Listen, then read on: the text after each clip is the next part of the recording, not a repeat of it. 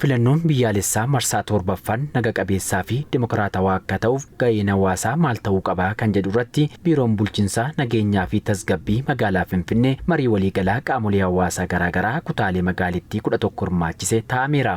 Hojiiwwan misoomaa hojjetamaa jiran magaalittii miidhagduu taasisuurraa kan darbee fayyadamummaa lammiilee mirkaneessaa jiru kun qindoominaan hojii hojjetamaa jiru ta'uu hooggantuun biiroo bulchiinsaa nageenyaa fi tasgabbii magaalaa Finfinnee aadde Liidiyaa Girmaa marii waliigalaa kan irratti maniሩ ከ200 ሺህ በላይ የሚሆኑ የሰላም ሰራዊት miseensota raayyaa nageenyaa 200 ol taantu qajeelfama qaamolee nageenyaa irraa fudhachuun dabaree sadiin nageenya naannoo isaanii eegaa jiru. Kanarra kan darbe yakkoota hojjetamuuf yaadames ittisuurraa eegalee uummata hirmaachisuun hojii guddaan hojjetamaa jiruun nageenya magaalaa keessatti gumaacha olaanaa baataa jiru. Nageenya amansiisaa fi itti fufiinsa qabu fiduuf hirmaannaan uummataa gumaacha olaanaa qaba. Uummanni magaalaa keenyaas gurmaa'insa nageenyaa garaagaraa keessatti hirmaachuun nageenya amansiisaa ta'e fiduun danda'ameera. Maqaa gaarii biyyattii fi magaalittiin qabdu daran addunyaatti mul'isuu fi filannoon biyyaalessaa marsaa torbaffaa gaggeeffamuuf jedhu karaa nagaa fi dimokiraatawaan akka gaggeeffamuuf qindoominnii fi hirmaannaan hawaasaa daran cimuu akka qabu simaniiru.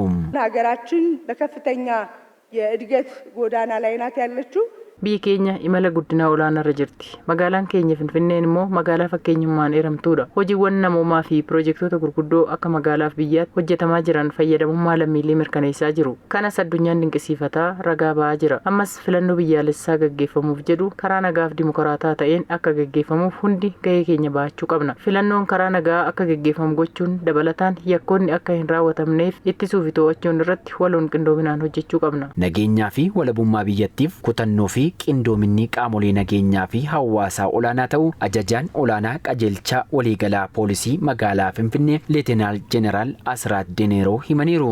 ህዝባችን የኛ ጉልበት ነው. Uummanni keenya humna keenya. Dabalataanis raayyaan nageenyaa hedduunis magaalattii keessa jiru. Raayyaan nageenyaa gurra uummataati. Sagalee uummataatis. Nuuf ammoo humna guddaadha. Qaamoleen nageenyaas bakka hundatti odeeffannoo argatu jechuudha. Raayyaa nageenyaarraas uummanni deeggarsa argata. Kanaaf ammoo uummanni deeggarsa isaa yoo cimse bu'aa caalu fiduun ni danda'ama jechuudha. Hirmaannaa uummataa malee hojiin milkaa'ee hin jiru kan jedhan ሌተናል ጄኔራል አስራት ዴኔሮን filannoon biyyaalessaa marsaa torbaffaan gaggeeffamuuf jedhu karaa nagaa fi dimokiraatawaan akka gaggeeffamuuf qindoominni qaamolee nageenyaa fi hawaasaa murteessaa ta'uu himaniiru. የኛ የጋራ ጥምረት humni waloo keenya qaamolee nageenyaa magaalaa Finfinnee fi federaalaa hundi waliin ta'uun uummata keenya waliin hojjechaa jirra.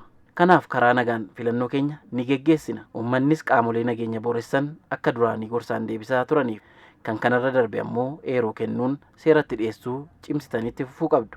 Qaamolee tokkummaa hawaasaa danquu fi hojiiwwan garaagaraa hojjetanis irratti hojjechuun barbaachisaadha. Filannoon biyyaalessaa marsaa torbaffaa karaa nagaa fi dimokiraatawaan akka gaggeeffamuu fi gahee isaanii kan baatan ta'us qaamoleen hawaasaa marii kana irratti hirmaatan himaniiru.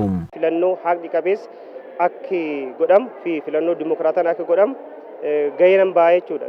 Naannoon jiru keessatti qindeessuudhaan qaamotii nageenya wajjin ta'uudhaan haala jiruun hin hojjenne yaada. Yani tokkummaadhaan uummata naannoo koo jiran walii galee qaamota nageenyaatiin walii galee naannoo koo nageenya isaanii eegsisuun qaba. Wantoota jiran hordofee raawwatee mootummaadhaafis qaama nageenya nageenyaatiif beeksisuun qaba.